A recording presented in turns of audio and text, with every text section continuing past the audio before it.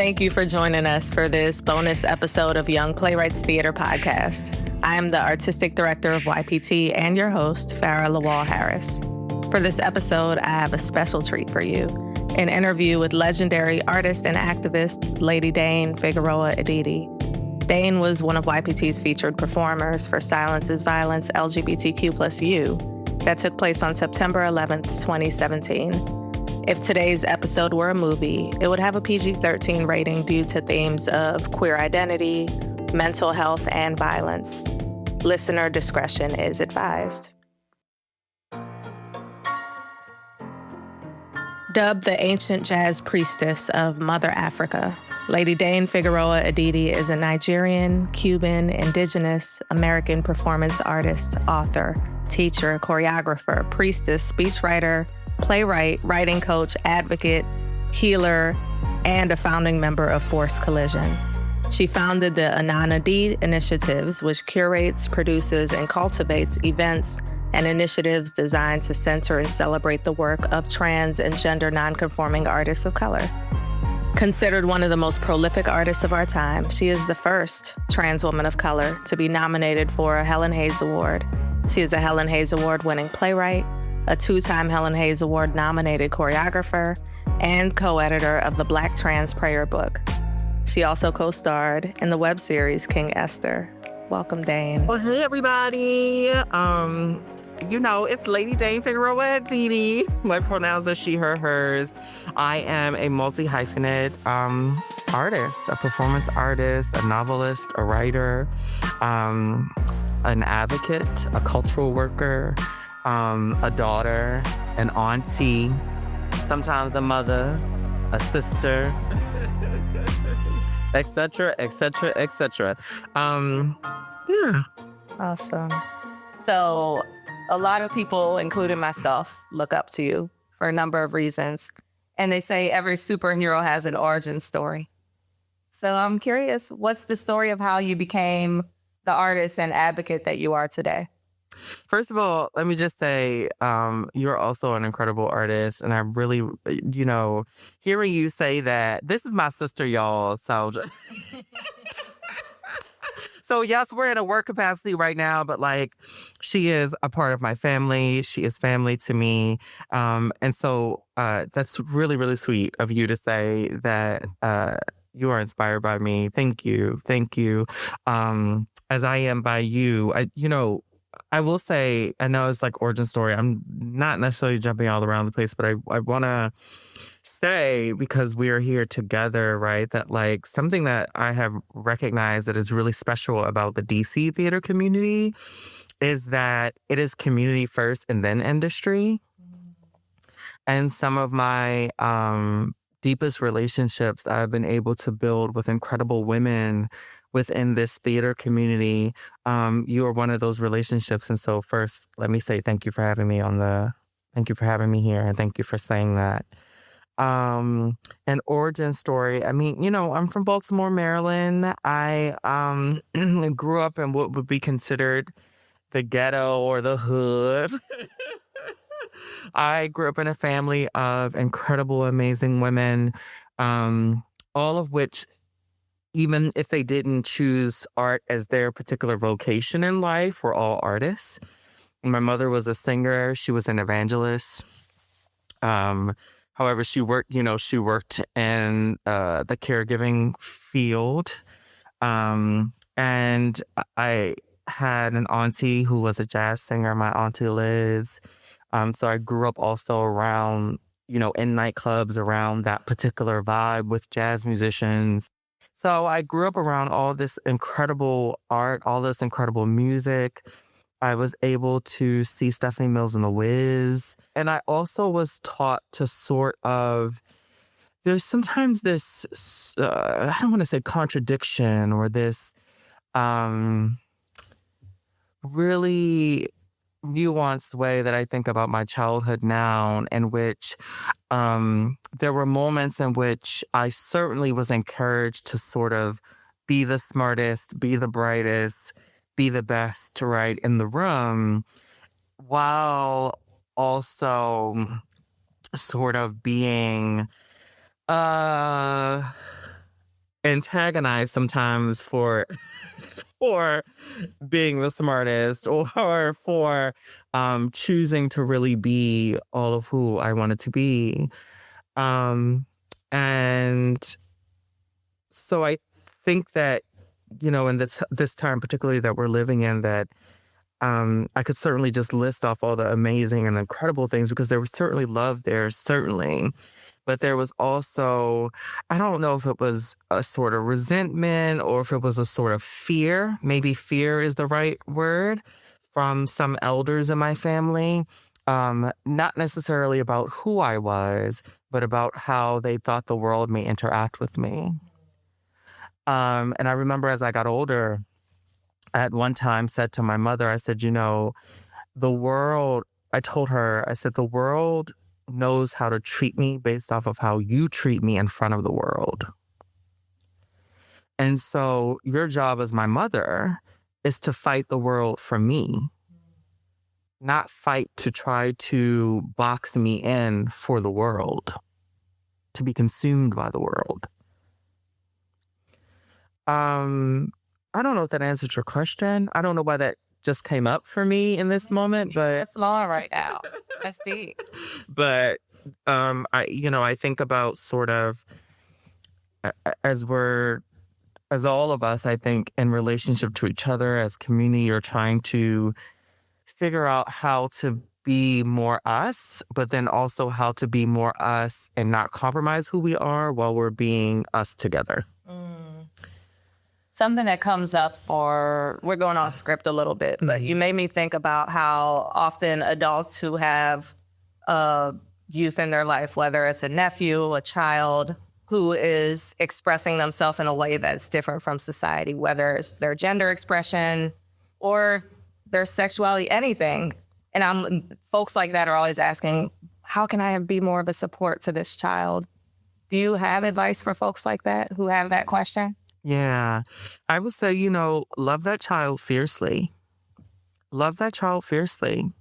I actually, there's this saying that people used to say, I don't hear it as much anymore, but, growing up in the 80s and the 90s, sometimes people would say life isn't fair. I disagree. I actually think life is very fair. I think that there are a small group of people who try to make life unfair for the majority of people. And because I believe that, right? And I also don't believe that suffering brings enlightenment. Some people might disagree with that. Some people might. I actually don't believe that we were put here on this earth to suffer. I just don't believe that. I think that what suffering attempts to do is that it tries to separate us from us. And I think that our sort of this thing that sometimes people call resilience, I think is actually just a choice that people make to not be separated from themselves. And so there are plenty of people in this world, we could name them now, and some of those people actually have a legislative vote, who are trying to literally get rid of the most vulnerable in our society. And I think that those of us who are adults, I think that it is important for us to realize that sort of the sort of joy and peace and love type of world that we envision and that we want, it is possible now, but that it requires us choosing whose side we're on and who we're aligning with. And I will say this about fascism, about white supremacy, is that it's never enough for it. You can comply this very second, and it will still want more the second afterwards. And so why comply in advance? Why choose to throw the most vulnerable in our society under the bus, because somehow a person thinks that will ingratiate them to power, or that will gain them more power. I think that we're living in a moment in which people desperately want authenticity. Mm-hmm. And not just from celebrities, not just from folks who are influencers. They also want authenticity from their world leaders. And they want a world in which they're able to be authentic as possible. And I think for so long, sort of, there are certain people in power who have said that an authentic expression, if it is not beholden to white supremacy, that it is wrong. And I'm here to say that, like, our most loving, divine, godlike, and authentic selves will always be against white supremacy. It will always be against fascism. It will always be against authoritarianism. Because I truly believe that at the root of humans is a desire for community, a desire to love and be loved in return, a desire to be, there's this phrase of like, I see you, right? Of being seen. And being able to sort of embrace the sort of dream or the sort of self that they imagined themselves to be when they were their most innocent. There are days I look at myself in the mirror, and I am moved by how beautiful I am, because being a child and I think that we talk a lot about like, fat phobia now and body positivity, but in the 80s and the 90s, I mean, there weren't any fat models. There weren't any sort of, and I'm not saying that I am fat now, but I am saying growing up and being a heavier kid back then, I was told very particular things about my body. And now I look at myself realizing not necessarily that the body I have is the body that they told me I should have, but it's the body that I envisioned for myself before they begin to tell me I shouldn't like my body. And so when I see me in the mirror, when I see her in the mirror, I'm reminded of when I was a child, and she is who I wanted to see. Mm. Mm. You manifested your future version of yourself, and you're her right now. I had to survive. I had to. What were the tools that you used to manifest the version of you because you're somebody who is so self-possessed and powerful and confident, but also real. Yes. It's that balance of someone who folks look up to, but you're honest and a real person at that. Like, what were the tools that you used to be able to become who you are now? Yeah, I think it was a few things, right? I don't think that I could pinpoint to just it being just one thing, right? I could certainly say it was really choosing to practice indigenous practices. It was choosing to deal with something that had happened to me when I was younger. And as I was learning how to love myself, I recognized that like I had to confront that thing. You sort of ask me, what was it, right? Like I think part of it was that like if I could boil it all down to just a phrase, is that if I didn't, sis, I would be dead. I would have taken my own life, because there have been times. And in order to live, I had to live as all of me.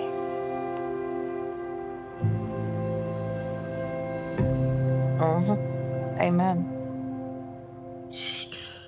And just to piggyback off of that, to say to, Get some tissue up. if you are an adult in someone's life, in a youth's life, please recognize that if you want that youth to live, allow them to be who they are. Because it is white supremacy that tells us that we shouldn't exist. Don't do white supremacists' work for it. Thank you. Ashe. So you were a featured performer. In 2017, in YPT's 2017 Silence is Violence LGBTQ plus you. I know that was a long time ago, 8 years ago. Woo, child. We still looking fly though. Arrow. Look the same. Black don't crack.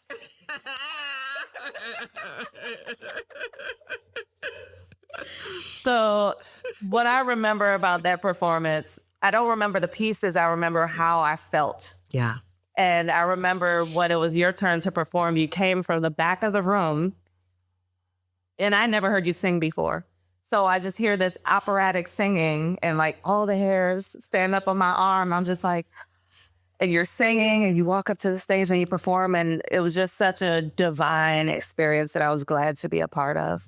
And I'm wondering, do you remember anything about that performance? Yeah, I know you perform a lot. Yeah. And you stay working, but is there anything that stands out to you about the impact of that performance or that work? Yeah, it's so funny because we just talked, because I know that I had performed before, but I was remembering the 2020 time, right? And I think I just maybe viewed, and we might have had a conversation about it afterwards. And so when I got the email where y'all were like, hey girl, remember you performed for this thing? I said, I know I performed for it, but where was it?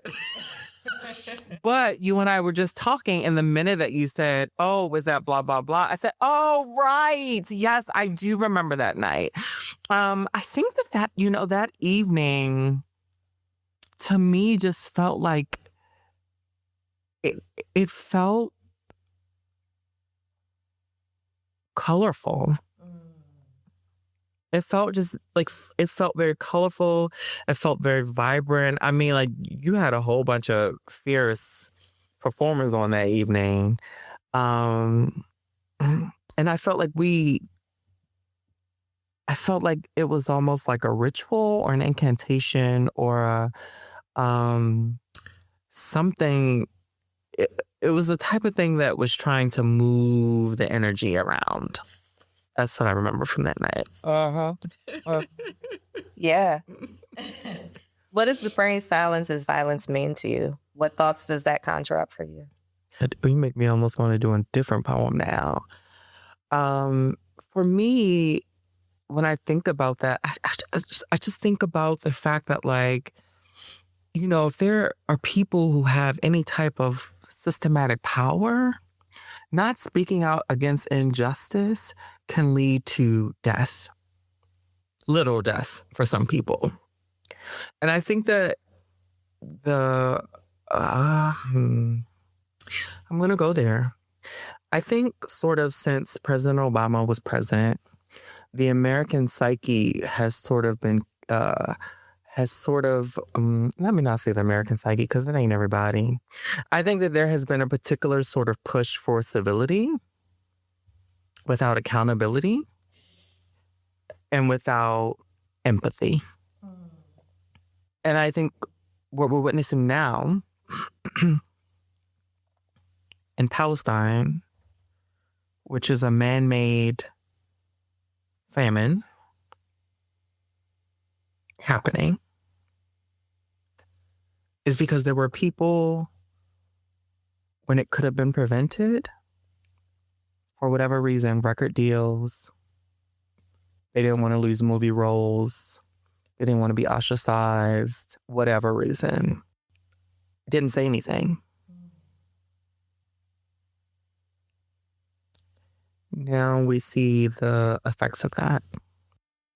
When we see evil happening, even when the party that might be doing the evil is the party that we vote for or rally around or care about, even when it could be evil done by a person who we love tremendously, to not call a thing, to not try to hold the parties responsible accountable,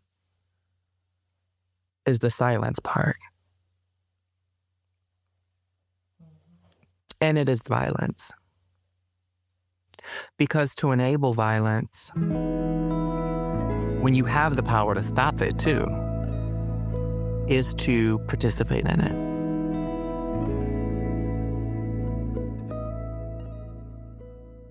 So I want to move on to talk about voice and purpose. Yeah.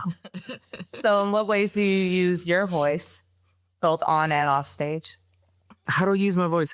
Well, I will say that I have been really blessed to be a part of projects that I really believe in. Now, I'm not saying that I haven't taken some jobs for some cash, honey.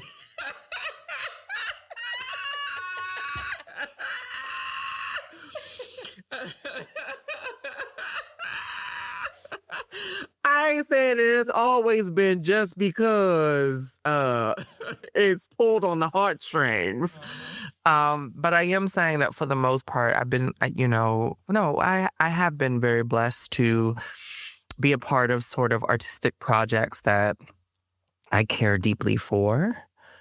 And I've also been a part of artistic projects that I have written. And to make sure that I am clear as an artist why I'm doing the thing that I want to do. There are some roles that I have taken that I like doing the project because it's with my friends, but it's like, oh, this is really for me. And then there are some things that I do. I think about Ruby and Seven Guitars. I may be the first Black trans woman to ever do an August Wilson play. Maybe. Maybe. We gotta check Sandra Caldwell's resume and see what she's done. But I knew that doing that August Wilson piece, right? And that is playing as this woman. I knew that doing that piece, and if people saw it and they were like, oh, she's so good, that it would actually expand people's imagination around what types of work they thought Black trans women could do on stage. Because, however anyone feels about August's relationship to women roles on stage, right? August Wilson is held as one of our Black sort of kings of playwriting. He just is, right? And so to do his work is seen a particular type of way in community, in theater community as a whole. And so to be a Black trans woman and to do that work, to play this, who I feel is an incredible character in Seven Guitars, Ruby, and then to be sort of celebrated for that because of my talent. I think that it demonstrates that, yes, when people ask, where are the Black trans girls? They exist. You just got to cast them. So, I don't know if that really answered your question. Thinking about using my voice, on and off stage, I just feel like partially being who I am and being clear about why I do what I do, and then also naming the folks I sort of want to bring to the table too. And then questioning why those folks aren't at the table already, right? I think are ways that I do it. And then, of course, like, we do some incredible work with the Black Trans Prayer Book around healing. And yeah, so yeah. I hope that answers your question. No, it does. Okay. Because it could have been the artistic work. It could be the advocacy work. I know years ago, you and I, this was pre-pandemic work on Not in Our House, DC together, which was anti-harassment in DC theater. So I know that's the way that you use your voice as well. Yeah. But I always think of you as someone who calls a thing a thing. Yeah. You know, especially when we're all gathered as community in a space. I feel like that's a role that you play. Yeah. And to do it in love, right? I think it is possible to say, hey, boo, this thing you did like hurt my feelings, or this thing you did like hurt this other person. And like, I just want to acknowledge that, like, we should take a moment and like really process that or work that out or think about like how to approach the situation differently. Because I realize that there are actually less villains in the world than I think sort of what the current moment is trying to say to us. But I do think that we have to be clear when someone is a villain that they can't occupy space in spaces that we're trying to cultivate together, that they might have to do a little healing over there. And then when they're better, we can decide if, we want to bring them back into the fold. But I think the world is full of less villains than what we've been told. But I do know that, like, sometimes people have to learn how to take accountability because we live in a country in which the country itself, right, has never taken accountability for any wrong that it's ever done. Slavery, genocide of indigenous peoples, discrimination against immigrants, discrimination against women, discrimination against LGBTQ, our government has had hands. And, when we talk about sort of like Tulsa, Rosewood, these Black neighborhoods that were thriving, right? Our government has had a hand in destroying those communities. And a lot of those descendants of those folks have never been paid reparations. And that's closer to now than it's, And so I think that folks in the country, and then also the country has an issue with forgetting, because to remember sometimes is inconvenient, because then it asks you like, well, who are you in the story? Who are you in the narrative? And who do you want to be in the future? And sometimes being in love, and I'm not speaking about romantic love, I'm saying like being in a space of love, being in a space of empathy, being in a space of, and this is different than abuser dynamics, but being in those spaces of love, and I'll explain that later, and I'll explain that in a second after I say this. Being in that love space is inconvenient. How so? Because I think that it requires a certain level of willingness to also take accountability. And then also a sort of willingness to not comply in advance. Oh. And I think that what people have called sort of love or community sometimes, or sort of like, oh, why can't we care about people across the, this like all these sayings that people say, is really abuser dynamics. What abuser dynamics do, and a lot of people learn that in their families. That's where you first learn it, is that a person can be abusive, right? And that just by virtue of trying to just make sure that the world continues, the person who has been abused is told to just suck it up and just keep being in relationship with that person. Even if that person has never taken accountability and is still being abusive today, is still being violent today. And I think that, like, the Bible has been used to try to make people feel guilty about wanting to create healthy boundaries. And saying, no, I deserve to be loved and cared for and treated well. I deserve that. And that, like, the people in my life who I care about also deserve that. However, those folks have to be in alignment with my principles, my values, and the fact that I deserve to thrive and that they deserve to thrive, but they can't be abusive to me. Because then there's something there's something that's not right about the relationship. And I think that sometimes a lot of us have been told, like, just go along to get along. And that it hasn't been helpful. Look at where the world is, not just the country, the world. But going along to get along, the civility of it all is why we're here in this moment. And it's dangerous for a lot of people. Speaking of people, who do you create your art for? I saw this question on the sheet, and I said, okay, how do I do the soundbite of it all, right? Like, I create my art for women, for for Black women, for for Native women, for women of color, for some Black peoples, you know what I'm saying? Like, to do the sort of 15-second soundbite for trans peoples.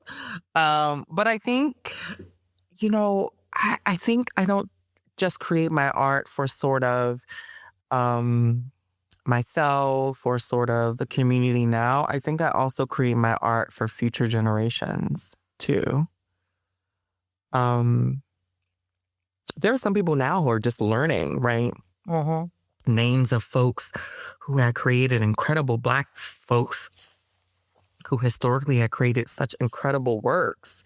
And it's like, oh, wait, so Black folks were writing about these things in the 1800s. Or I think about people like, Mary Jones, Mary Waters, Frances Thompson, who was the first, one of the earliest Black women to testify before Congress, and reported to be the first Black trans woman to testify before Congress after, I believe it was the Mississippi massacre in 1885.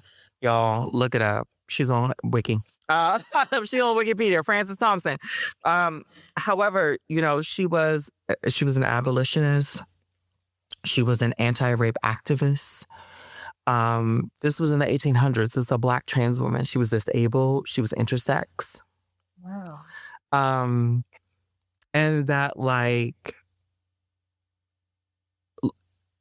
if some people had learned about her sooner, how many conversations could we have been having that we were having in the 2000s and the 1990s, right? Or the 1980s. I get that there was a lot going on in the 80s, y'all. Baby, okay. The 80s were not for the faint of heart. But so there may be folks who, 100 years from now want to see themselves reflected in art for whatever reason. I mean, hopefully the world is to a place where everybody, you know what I'm saying, where the representation is a little bit better than it is now. But there would exist my work in which that little Black trans girl can read that book and say, oh, we were there too.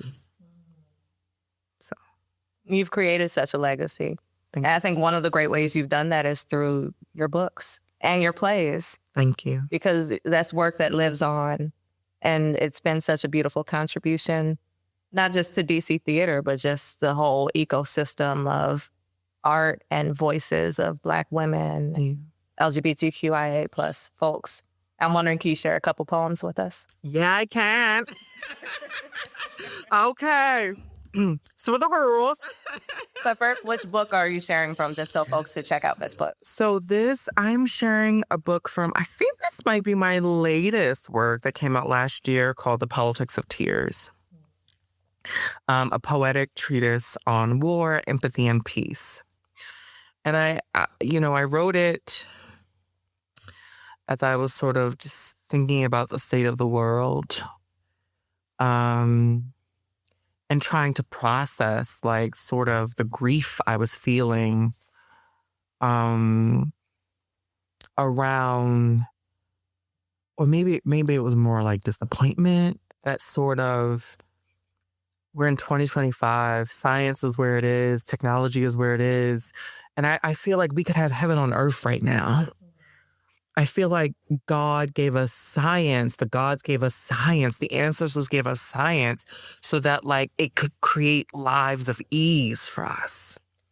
So that our relationship to the earth doesn't have to sort of feel like one of terror, but feel like one in which we are equally contributing to one another. And I understand that our indigenous ancestors already had that technology, right? They already had the technology of right relationship with the earth. But it's like, there's no reason for anyone to be hungry right now, because we actually have the technology to eliminate starvation. We have the technology to eliminate famine. We have the technology to eliminate drought. We have the technology so that like everyone could have a home, and everyone could have health insurance, and everyone could be healthy. We have that technology now.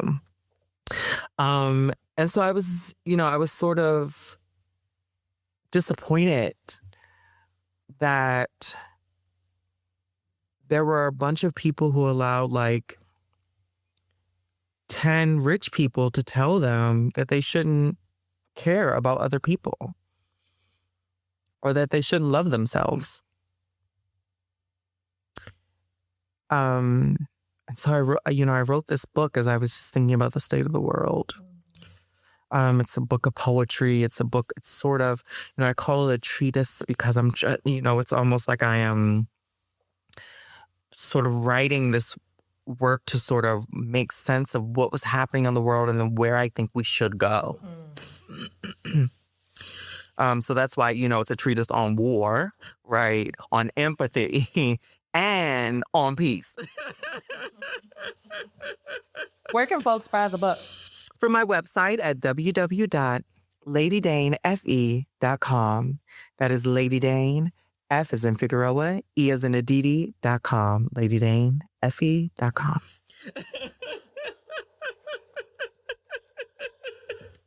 That reminds me of Auntie Racine. She calls herself the queen of the shameless plug. And she, like, whenever she does her...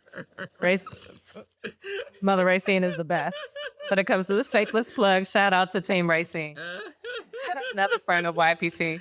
And so incredible and so loving. And, one of those elders who truly, truly, truly pours into the next generation. She has been one of my biggest advocates, one of the biggest sort of like celebrators of my work. And whenever we're on a program together and she's talking about local artists, she always shouts me out. And I'm deeply appreciative to her for that. And shout out to Miss Racine. She was part of Silence is Violence, LGBTQ as well. Yes. So yeah, shout out to all of them. So I'm going to do two pieces. This first piece, I thought a lot about like colonization. I thought about what's happening in the world. And I wrote a piece called They Say. Trigger warning, it talks about genocide.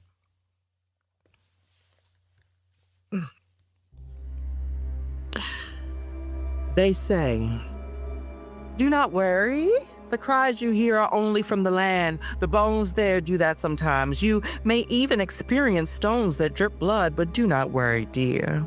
For this land is your birthright, is it not? Look upon them all we shall build for you, and all this capitalism and all the death, I mean life, I mean promise, I mean Look upon the land that will one day belong to you and yours. Of course, now we have to move a little of the rubble over there, a little of the rubble over here. Oh, and bits of hair from the innocent. I mean, casualties. I mean, fragments of imagination caught in the blast. I mean, expansion. I mean, the land was always empty anyway. Oh. Ignore the bits of garden there. It will be removed to a safer location that we may bomb to. I mean, liberate. I mean, why are you asking all these questions? Why are you crying out injustice? Why do you care? Are you not one of us too? Oh. You caring hurts me. And don't you see I have done all of this for you? Don't worry. We have a blueprint for the plans for this land. Just ignore the cries coming from the rubble just a bit longer, just until forget becomes your only daily bread and you think it was all simply an uncomfortable dream, until you think all you see is yours, until you forget that no matter how far your butt extends backwards, no matter who has what you want, you may take it. Is that not the purpose of modernity? Is that not what we must do to compete? Displacement is another name for civilization. For what is theirs is ours. I mean, was ours. I mean, would have been. I mean, will be. Why are you always blaming the white people for your pain when you can blame them? There are easier things to blame, to teach a lesson to civilize, you know what I mean. Oh dear. There you go crying again. Now you sound like them. Now you sound like the enemy. And you know what we do to those. Now, do you see? Now, do you know? Now, will you help us exterminate the vermin? I mean, the savages. I mean, the vermin. I mean, the trees in our way. Oh, dear. Oh, don't worry, dear. They may look human, but we don't know who has the gift of shape-shifting, do we? There are all those myths of trees becoming people. Didn't you learn that in school? Oh, you didn't. Why are you making this so hard on me? I mean, us. I mean, you, us. Isn't all this for us? Wait. Maybe they have shapeshifted into you. Are you one of them? Are you the enemy too? Does your house want to become a parking lot? Do you want to become forget? Oh dear, there you are crying again.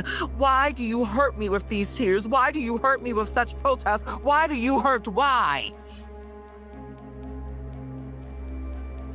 And then they say, as the bodies lie in unmasked graves, as a body that looks like,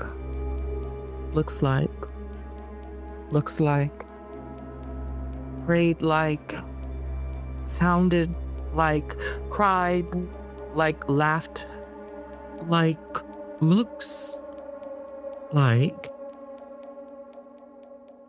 See, for you, we have made this land free.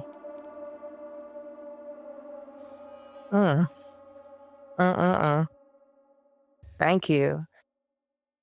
And that piece was amazing. It reminds me a bit of the Colored Museum.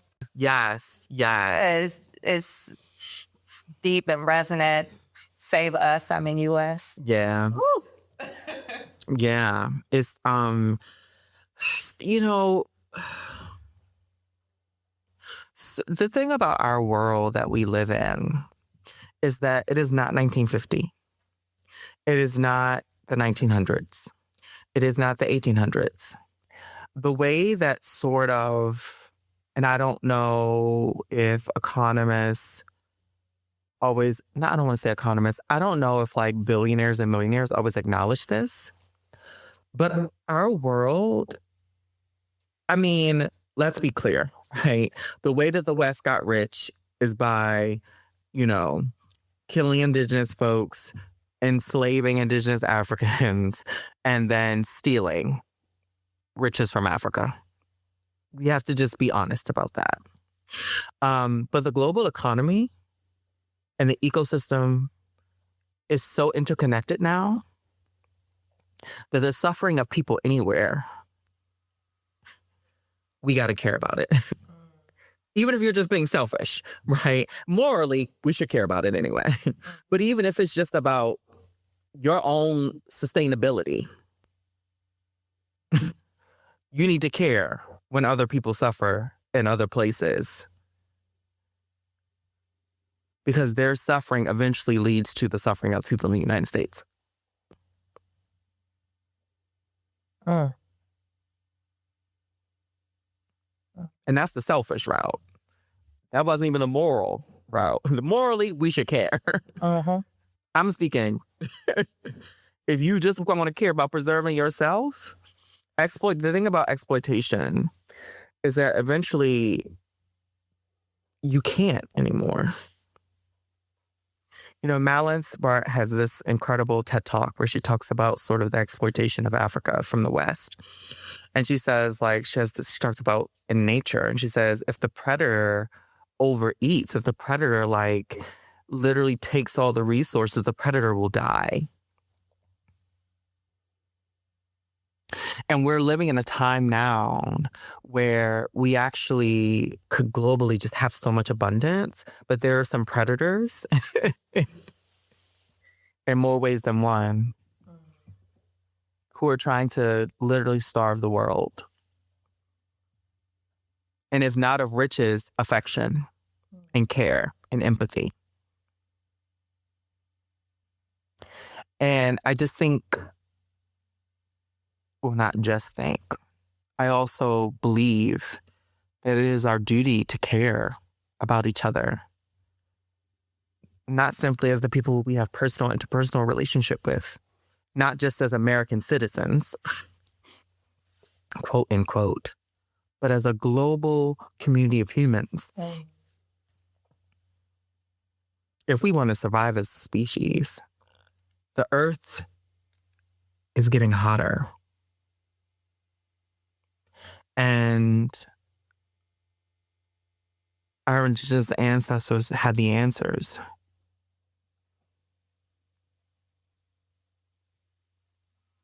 But we gotta recognize, we gotta look to them to get them. And that requires a shifting of how business is done.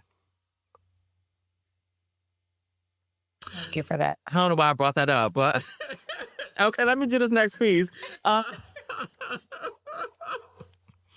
Okay, yes, this is for the girls. This is for the girls. This is for the girls. What page was it on? Oh, Lord. See? So many pieces in here. Okay, it's called, so this is a piece that I wrote. A shout out to all my incredible Black trans sisters out in the world. Especially to the girls who do, you know, ballroom and things, auntie. I call this piece Witches and/or an Ode to the Femme Queen. So, do you see the witches? The way they dance, how their bodies move like flames, flicker against air, back and forth, up and down, arms and legs and limbs and hair. Do you see them and their freedom? Does it scare you? How joy makes their voices undulate with creation. Can you imagine such a feast of unfathomable bliss? There they go, like brooms and clouds, pointed towards where they must be. They are like waters, waves, reaching to move, crashing against patriarchy and breaking it to nothingness, leaving earth where folly would have been. Do you fear them? This unbridled, this phenomenon, this symphonic sensation striking stances of new way, old way, they are they, such wonders made from before knowing had been. Look at them as they snap and twist and bend and flex and laugh and yes and miss thing and fierce and eat and twirl and beat and culture and culture and culture and culture and culture and for the culture. And can you take? Cause maybe you can, cause honey, they are giving, beautiful, becoming, and being, because the witches are making music. They churn in newness, they weave in time. Oh. That was beautiful. Love it. Shout out to the girl. Thank you. So I'm wondering, I'm going to skip that one because I feel like we've covered some of this. What advice would you give to your teenage self? Oh, to my teenage self, girl, hold on. Hold on. There is a song, I don't remember all the words to the song, but it used to say like, hold on. I'm coming. I think Aretha Franklin sang it, but I think it was somebody else before her who sang it. But I would say, hold on. Keep dreaming. Be kinder to yourself and to the people who love you. Be more honest about the trauma you've endured. Put on that lipstick, girl. Learn how to do it now. And realize that, like, you are beautiful. And you are worthy of being loved. And you don't have to be a people pleaser in order to be worthy of being loved. And that more people are put on this world to love and care about you and your well-being than you may imagine now. But if you just keep on, if you hold on and continue to even if you feel like you can't love yourself outwardly, hold on to the vision of yourself that you had when you felt you were your most innocent, and recognize that the world will catch up to recognizing that people like you have always been here, and that a future liberated world is possible, but not without Black trans people. Honor the women in your life who see the woman. Well, you're 15, you're teenage, so the girl that you are. Love those sisters, because those sisters will pour so much love into the truth of who you are. And hold on. You have always been her. You are her. And you will always be her. Ashe. That's a nice way to wrap this up and put a little button on it. So I'm wondering, what are ways that folks who are listening can support you? Do you have any projects coming up in 2026 that you know of yet? Yes. So I have, the Black Transparent Book have been working on a few films. We're still working on our large documentary. We still have a GoFundMe up for that. We're still raising money for that. We just completed a short film that's animated. That is incredible. And it's gotten into a few film festivals. I think that those film festivals probably would happen by the time this is out. Our next short is almost done. I also am writing a few new books. I'm working on, I've been working for the past year and a half past year, writing a fantasy world that's based off of a world that I created when I was in college. And it is about these 5 adventurers. So I love D&D and all that stuff, right? I'm a huge nerd. I'm a sexy nerd, as they say. Sexy nerd. And so I'm writing this fantasy trilogy. I also have been working since 2020 on a Afrofuturistic book called She of the Fallen Stars. That's also going to be a trilogy that's out next year in 2026. And I have a Patreon. And, yeah, you can grab my books at www.ladydanefe.com if you want to read some books. If you like things like urban fantasy and like witches, specifically like Black witches, specifically like Black, Native, South Asian witches in the hood of Baltimore. I have a Ghetto Goddess series it's already out. It's a trilogy of books. It's about a Black trans woman and her Black trans daughter and their family of incredible folks. There are some men in that book too. I also have a series that's ongoing. It's a novella series called the C. Muhammad series, and it takes place in the same world, but it's in D.C., and it's about a witch who's a detective and her detective agency called the C. Muhammad Agency. Obviously, I have books of poetry, and if, we mentioned Clytemnestra is also published, and you can grab that from my website. So there are some few things that are coming out, too, that I'm not going to mention yet on the air, but look out for them because I'm really excited on the projects that I'm working on right now. Fantastic. I must say, so when we did Silence is Violence LGBTQ plus you, that was my first time. We had just met each other because I met you after you performed at Wig Out at Studio Theater, and I waited until you came out to talk to you and invite you to perform in Silence is Violence because I was just stunned by your talent and your presence on stage. So that's the beginning of our relationship. But I must say, just over the 8 years of knowing you, how much of an impact you've had on me, how great you have been as a collaborator and just as a sister in this community. And DC theater community is shaped by certain key figures. And you are one of those key figures that make this community what it is. So thank you. Just before we wrap up, I want to say this, I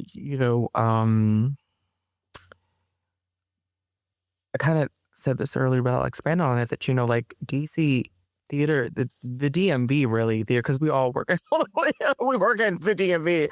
It's just a little bit different than any other community that I've been blessed to be a part of around theater. Specifically because we really do start with community.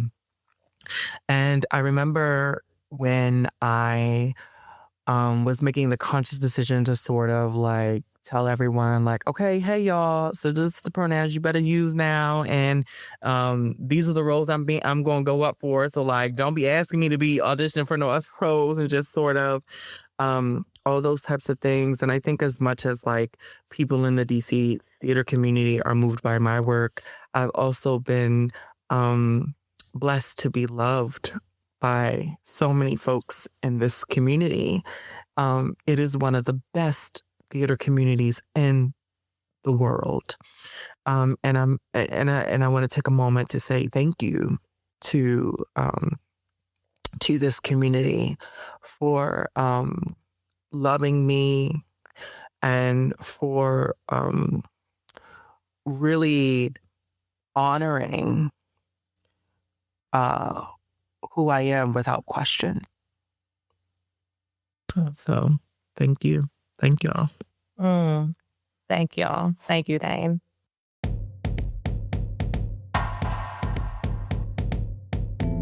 Many thanks to our interview guest, Lady Dane Figueroa Aditi. To learn more and support her work, visit her website at www.ladydanefe.com. Sound editing and production by Xperience J, Judkins. Production management by Keta Newborn. Marketing and communications from Cody, Bahn. Administrative support from Tristan, Willis. Original music by Jacquire LaFond. For more information about Young Playwrights Theater and Silence is Violence, visit www.yptdc.org. Thank you for listening, and we look forward to sharing more theater with you on our final episode next month. Be well.